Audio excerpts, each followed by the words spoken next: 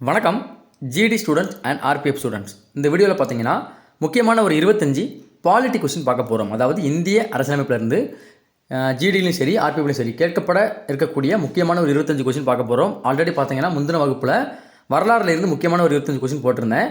இது பார்த்தீங்க அப்படின்னா பாலிட்டி, ஓகேவா? ஸோ இது வந்து பார்த்தீங்கன்னா ஜிடி அண்ட் ஆர்பிஎஃப் மட்டும் இல்லை, அடுத்து வர இருக்கிற குரூப் 4க்கும் இந்த கொஸ்டின் யூஸ் பண்ணிக்கலாம், ஓகேவா? ஏன்னா இது பார்த்தீங்க அப்படின்னா பாலிட்டிலேருந்து ஒரு முக்கியமான கொஸ்டின் தான்.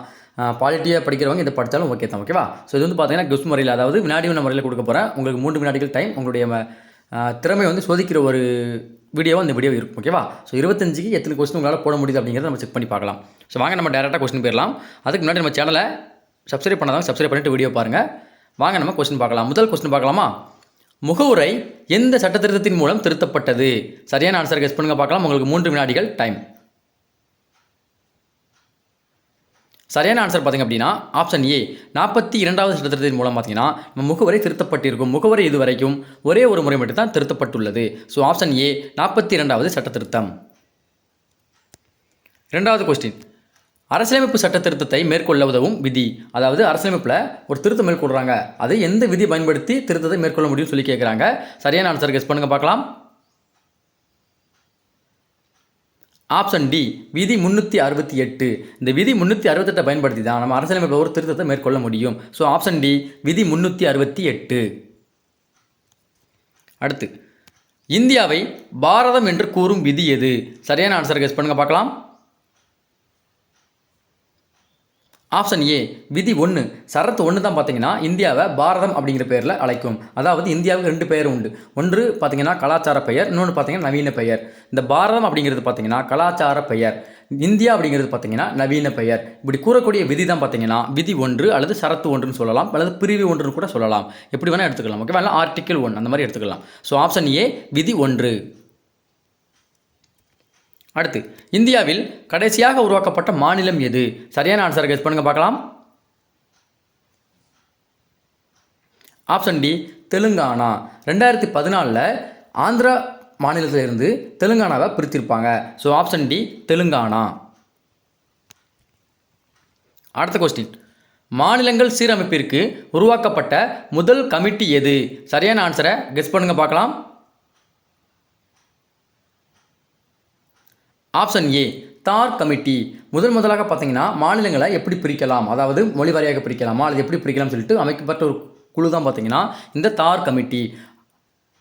ஆப்ஷன் ஏ, தார் கமிட்டி. அதுக்கடுத்து பார்த்தீங்கன்னா ஜேவிபி கமிட்டி அமைச்சிருப்பாங்க. அதுக்கடுத்து பார்த்தீங்கன்னா பசலலி கமிட்டி அமைச்சிருப்பாங்க. தார் கமிட்டி பார்த்தீங்கன்னா 1948 நினைக்கிறேன். ஜேவிபி கமிட்டி 1948, பசலலி பார்த்தீங்க அப்படின்னா 1853 அமைச்சிருப்பாங்க. அடுத்து, இரட்டை குடியுரிமை உள்ள நாடு எது? நம்ம இந்தியா பார்த்தீங்கன்னா ஒற்றை குடியுரிமை பின்பற்றக்கூடியது. அது இங்கிலாந்திலிருந்து பெறப்பட்டிருக்கும். ஆனால் ஒரு நாட்டில் பார்த்தீங்கன்னா இன்றைக்கும் பார்த்தீங்க அப்படின்னா இரட்டை குடியுரிமை பின்பற்றப்படுகிறது. அது எந்த நாடு சொல்லி கேட்குறாங்க. சரியான ஆன்சர் கெஸ் பண்ணுங்க பார்க்கலாம். Option C, America. அமெரிக்காவில் தான் பார்த்தீங்கன்னா மாகாணம் மற்றும் நாடு அப்படிங்கிற குடியுரிமை இரட்டை குடியுரிமை வழங்குறாங்க. So option C, America. அடுத்து, இந்திய குடியுரிமை சட்டம் எந்த ஆண்டு இயற்றப்பட்டது? ரொம்ப இம்பார்ட்டன்டான கொஸ்டின். சரியான ஆன்சர் கெஸ் பண்ணுங்க பார்க்கலாம். ஆப்ஷன் டி, 1955 தான் பார்த்தீங்கன்னா இந்திய குடியுரிமை சட்டம் அப்படிங்கிறது இயற்றப்பட்டிருக்கும். Option D, 1955. அதாவது அரசியலமைப்பு 1950 நடைமுறைக்கு வந்திருக்கும். ஆனாலும் கூட அப்பொழுது பார்த்தீங்க அப்படின்னா நமக்கு குடியுரிமை சட்டம் அப்படிங்கிறது கிடையாது. ஸோ அப்போ பார்த்தீங்கன்னா இந்தியாவில் பிறந்தவங்க 1950 முன்னாடி பிறந்தவங்க எல்லாத்துக்குமே பார்த்தீங்கன்னா இந்திய அரசு குடியுரிமை வழங்கிடும். அதுக்கடுத்து 1955 தான் பார்த்தீங்கன்னா குடியுரிமை சட்டம் இயற்றி இந்த குடியுரிமை பெறதுக்கு ஒரு 5 வழிமுறைகளையும் குடியுரிமை பார்த்தீங்கன்னா ஒரு 3 வழிகள் இலக்குவதற்கும் பார்த்தீங்கன்னா அந்த குடியுரிமை சட்டம் கூறும். Option D, 1955.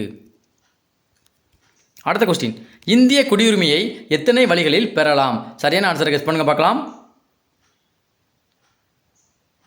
Option A, 5. இந்திய குடியுரிமை பார்த்தீங்க அப்படின்னா 5 வழிகளில் பெறலாம். Option A, 5. அடுத்து, தொடர்ந்து எத்தனை ஆண்டுகள் வெளிநாட்டில் வசித்தால் ஒருவர் குடியுரிமை இழப்பார்? நம்ம இந்தியா பொறுத்த வரைக்கும் பார்த்தீங்கன்னா ஒரு குறிப்பிட்ட ஆண்டுகள் நம்ம இந்தியாவிலிருந்து வெளிநாட்டுக்கு போய் அங்கே போய் தங்கிட்டார்னா அந்த அவருடைய இந்திய குடியுரிமை தானாக ரத்து செய்யப்படும் அப்படின்னு சொல்லிட்டு 1955 இயற்றப்பட்ட குடியுரிமை சட்டத்தில் இருக்குது. ஸோ அது எத்தனை ஆண்டுகள் சொல்லி கேட்குறாங்க. சரியான ஆன்சர் கெஸ் பண்ணுங்க பார்க்கலாம். ஆப்ஷன் ஏ 7 ஆண்டுகள். ஒருவர் 7 ஆண்டுகள் வெளிநாட்டில் தங்கியிருந்தார்னா இந்தியாவுக்கு வராமல், ஓகேவா, ஸோ உடல் வந்துட்டு போனால் ரத்தாகாது. தொடர்ந்து 7 ஆண்டுகள் வெளிநாட்டில் வசித்திருந்தால் அவருடைய இந்திய குடியுரிமை தானாக இழக்கப்படும். ஆப்ஷன் ஏ 7 ஆண்டுகள்.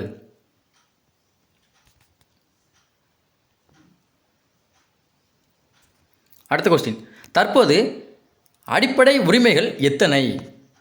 சரியான ஆன்சர் கெஸ் பண்ணுங்க பார்க்கலாம். Option A 6. தற்போது பார்த்தீங்கன்னா 6 அடிப்படை உரிமைகள் தான் இருக்குது. Option A 6. 7 அப்படிங்கிற ஒரு இருந்திருக்கும், அது பின்னாடி பார்க்கலாம், கொஸ்டின் இருக்கிறதுனால சொல்ல வேண்டாம்.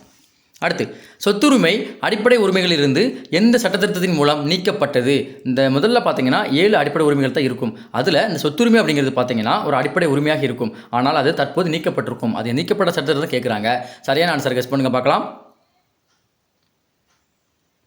ஆப்ஷன் பி 44வது சட்டத்திருத்தம். 44வது சட்டத்திருத்தம் போட்டு தான் பார்த்தீங்கன்னா அடிப்படை உரிமையில் இருந்த சொத்துரிமையை தூக்கி 300A அப்படிங்கிற சாதாரண சட்ட உரிமையாக வச்சுருப்பாங்க. எப்போ? 1978. அடுத்த கொஸ்டின், இந்திய அரசியலமைப்பின் 4வது தூண் எது? சரியான ஆன்சர் கெஸ் பண்ணுங்க பார்க்கலாம். ஆப்ஷன் டி பத்திரிகை. அதாவது ஊடகம் சொல்லக்கூடிய பத்திரிகை தான் பார்த்தீங்கன்னா அரசியலமைப்பின் 4வது தூண் என்று கருதப்படுகிறது. ஆப்ஷன் டி பத்திரிகை. அடுத்து, பத்திரிகை சுதந்திரம் பற்றி கூறும் சரத்து எது? சரியான ஆன்சர் கெஸ் பண்ணுங்க பார்க்கலாம். ஆப்ஷன் சி விதி 19. 19 தான் பார்த்தீங்கன்னா கருத்து சுதந்திரம் அப்படிங்கிற டாபிக் கீழே இந்த பத்திரிகை சுதந்திரம் அப்படிங்கிறது வரும். So article 19, option C. அடுத்து, அரசியலமைப்பின் ஆன்மா என்று அம்பேத்கர் கூறிய விதி எது? சரியான ஆன்சரை கெஸ் பண்ணுங்க பார்க்கலாம். ஆப்ஷன் டி விதி 32. அரசியலமைப்புக்கு உட்பட்டு தீர்வு காணும் உரிமை அப்படிங்கிற உரிமை தான் பார்த்தீங்கன்னா அம்பேத்கர் வந்து பார்த்தீங்கன்னா இந்திய அரசியலமைப்பின் ஆன்மா என்று கூறியிருப்பார். ஆப்ஷன் டி விதி 32. அடுத்து, அடிப்படை உரிமைகள் மீறப்படும் போது எந்த விதியின் கீழ் உச்சநீதிமன்றத்தை அணுகலாம்? சரியான ஆன்சர் கெஸ் பண்ணுங்க பார்க்கலாம். ஆப்ஷன் டி விதி 32. இதுதான் பார்த்தீங்கன்னா விதி 32 ஆகிறது. ஆப்ஷன் டி விதி 32. அடுத்து, பசுவதை தடுப்புச் சட்டம் எத்தனையாவது விதி? சரியான ஆன்சர் கெஸ் பண்ணுங்க பார்க்கலாம். இந்த பசுவதையை பற்றி பார்த்தீங்கன்னா காந்தியடிகள் தான் கூறியிருப்பார். ஆப்ஷன் டி விதி 48. விதி 48 தான் பார்த்தீங்கன்னா பசுவதை தடுப்புச் சட்டத்தை பற்றி கூறுகிறது. அடுத்து, அடிப்படை உரிமைகள் தற்போது எத்தனை உள்ளன? சரியான ஆன்சர் கெஸ் பண்ணுங்க பார்க்கலாம். ஆப்ஷன் பி 11 அடிப்படை உரிமைகள் தற்போது இருக்குது. ஸோ அதாவது பார்த்தீங்கன்னா 1976 42 சட்டத்தின் மூலம் பார்த்தீங்கன்னா அந்த அடிப்படை உரிமைகள் சேர்க்கப்பட்டிருக்கும். சேர்க்கும்போது பார்த்தீங்கன்னா ஒரு கமிட்டி அமைச்சிருப்பாங்க. ஓகே, சுரன் சிங் கமிட்டி அப்படிங்கிற கமிட்டி அமைச்சிருப்பாங்க. அந்த கமிட்டி 10 அடிப்படை ஒரு கடமைகளை சேர்க்கும். 11வது பார்த்தீங்கன்னா அரசு ஒரு கடமையை சேர்த்து 11வது அடிப்படை கடமைகளை இந்திய அரசியலமைப்பில் வைப்பாங்க. ஸோ ஆப்ஷன் பி 11 அடிப்படை உரிமைகள் உள்ளன. அடிப்படை கடமைகள்ப்பா, ஓகேவா, அடிப்படை கடமைகள். அடிப்படை உரிமைகள்னால் 6 தான், அடிப்படை கடமைகள் 11. அடுத்து, 11வது அடிப்படை கடமை எந்த சட்டத்திட்டத்தின் மூலம் சேர்க்கப்பட்டது? சரியான ஆன்சரை கெஸ் பண்ணுங்க பார்க்கலாம். ஆப்ஷன் டி 86வது சட்டத்திருத்தம். 86வது சட்டத்திருத்தம் மூலம் பார்த்தீங்கன்னா இந்த 11வது அடிப்படை கடமை சேர்க்கப்பட்டிருக்கும். என்னது அப்படி 11வது அடிப்படை கடமை? அதாவது 14 வயது வரை உள்ள குழந்தைகளுக்கு கல்வி அளிப்பது பார்த்தீங்கன்னா பெற்றோர் அல்லது பாதுகாவலரின் கடமை அப்படிங்கிறது அந்த 11வது அடிப்படை கடமை சேர்க்கப்பட்டிருக்கும். அதாவது 51(7)(k), ஓகேவா, இந்த விதியை சொல்லுவாங்க. 86வது சட்டத்திருத்தம் போட்டு தான் பார்த்தீங்கன்னா அந்த 11வது அடிப்படை கடமையை சேர்த்துருப்பாங்க. அடுத்த கொஸ்டின், அடிப்படை கடமைகள் எந்த சட்டத்திருத்தத்தின் மூலம் அரசியலமைப்பில் சேர்க்கப்பட்டது? சரியான ஆன்சரை கெஸ் பண்ணுங்க பார்க்கலாம். ஆப்ஷன் பி 42வது சட்டத்திருத்தம். எப்போ? 1976, ஓகேவா. இந்த 42வது சட்டத்திருத்தம் பார்த்தீங்கன்னா அதிக திருத்தங்கள் மேற்கொள்ளப்பட்டதுனால இந்த 42வது சட்டத்திருத்தத்தை நம்ம வந்து குறு அரசியலமைப்பு என்று அழைக்கிறோம்.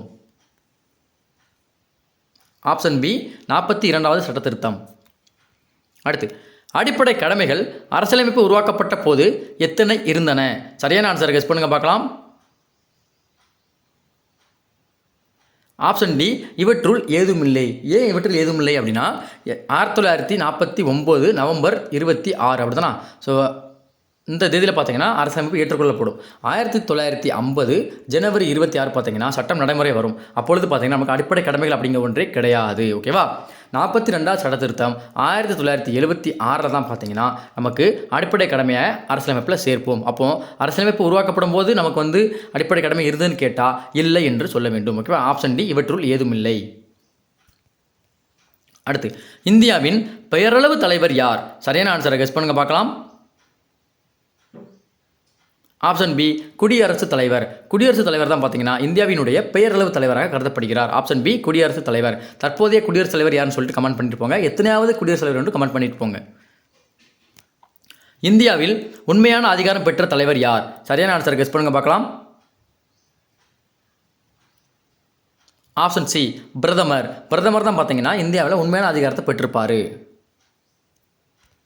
அடுத்து, இந்தியாவில் நிர்வாக செயல்கள் அனைத்தும் யாருடைய பெயரில் நடைபெறுகிறது? சரியான ஆன்சர் கெஸ் பண்ணுங்க பார்க்கலாம்.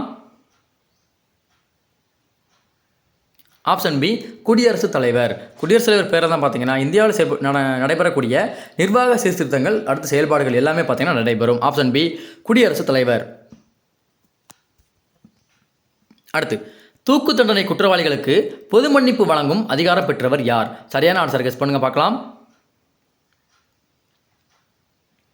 ஆப்ஷன் சி குடியரசுத் தலைவர். ஜனாதிபதி தான் பார்த்தீங்கன்னா தூக்கு தண்டனை கைதிகளுக்கு கூட, அதாவது குற்றவாளிகளுக்கு கூட பார்த்தீங்கன்னா மன்னிப்பு வழங்கக்கூடிய அதிகாரத்தை பெற்றிருப்பார். ஆப்ஷன் சி குடியரசுத் தலைவர். ஆளுநருக்கு இருக்கான்னு கேட்டிங்கன்னா ஆளுநருக்கு கிடையாது. ஆளுநருக்கு பார்த்தீங்கன்னா தூக்கு தண்டனை கைதிகள் தவிர பிற கைதிகள், ஆயுள் தண்டனை கைதிகள், அடுத்து பார்த்தீங்கன்னா சாதாரண கைதிகளுக்கு மன்னிப்பு வழங்க அதிகாரம் உள்ளது. ஆனால் தூக்கு தண்டனை குற்றவாளிகளுக்கு பொது மன்னிப்பு வழங்க குடியரசுத் தலைவருக்கு மட்டும்தான் அதிகாரம் உள்ளது. விதி 76 நினைக்கிறேன். ஓகேவா? பொது மன்னிப்பு விதி 72. அடுத்து, நிதி மசோதா பாராளுமன்றத்தில் தாக்கல் செய்யும் முன்பு யாரிடம் ஒப்புதல் பெற வேண்டும்? சரியான ஆன்சர் கெஸ் பண்ணுங்க பார்க்கலாம். ஆப்ஷன் ஏ குடியரசுத் தலைவர். இவற்றை ஒப்புதல் வாங்கி தான் பார்த்தீங்கன்னா நிதி மசோதா பார்த்தீங்கன்னா பாராளுமன்றத்தில் தாக்கல் செய்யப்பட வேண்டும். ஓகேவா? ஸோ இதோட பார்த்தீங்கன்னா 25 கேள்விகள் முடிஞ்சது. இதுக்கான பிடிஎஃப் நம்ம டெலிகிராம் சேனலில் அப்லோட் பண்ணியிருக்கிறேன். டெலிகிராம் சேனல் நேம் என்னென்னு பார்த்தீங்கன்னா இந்த நேம் தான் TNPSC TNUSRB ப்ரிப்பரேஷன். லிங்க் பார்த்தீங்கன்னா இந்த வீடியோக்குள்ள டிஸ்கிரிப்ஷன் இருக்குது. அதை யூஸ் பண்ணி ஜாயின் பண்ணிக்கலாம். அடுத்து பார்த்தீங்கன்னா 25 கேள்விகளுக்கு உங்களுக்கு எத்தனை கேள்விகள் பதிலளிக்க முடிந்தது சரியாக? ரொம்ப ஈஸியான, எல்லாமே சுலபமான கேள்விகள் தான். 25க்கு அட்லீஸ்ட் 23வது எடுத்துருக்க வேண்டும். ஓகேவா? அதுதான் நீங்கள் ஜிடி படிக்கிறதுக்கு ஒரு அர்த்தமாக இருக்கும். ஓகேவா? ஸோ இதை போல் பார்த்தீங்கன்னா எக்கனாமிக்ஸ் இருக்குது, அடுத்து பார்த்தீங்கன்னா ஜாகிரஃபி இருக்குது. இதுக்கு முன்னாடி வரலாறு அப்படின்னு ஒரு 25 கொஸ்டின் போட்டிருக்கேன், அதையும் செக் பண்ணி பாருங்கள். அது மட்டும் இல்லாமல் குரூப் 4க்கு நம்ம சேனலில் பார்த்தீங்கன்னா ஃப்ரீயாக டெஸ்ட் கொடுத்துட்ருக்குறோம். கிளாஸஸ் போயிட்டுருக்குது, எல்லாமே போயிட்டுருக்குது. ஓகேவா? ஸோ வேணுங்கிறவங்க ஜாயின் பண்ணிக்கலாம், எல்லாமே ஃப்ரீ தான். ஓகேவா? ஸோ நன்றி, வணக்கம். அடுத்த வீடியோ சந்திக்கலாம். நம்ம சேனலை மறக்காமல் சப்ஸ்கிரைப் பண்ணிக்கோங்க.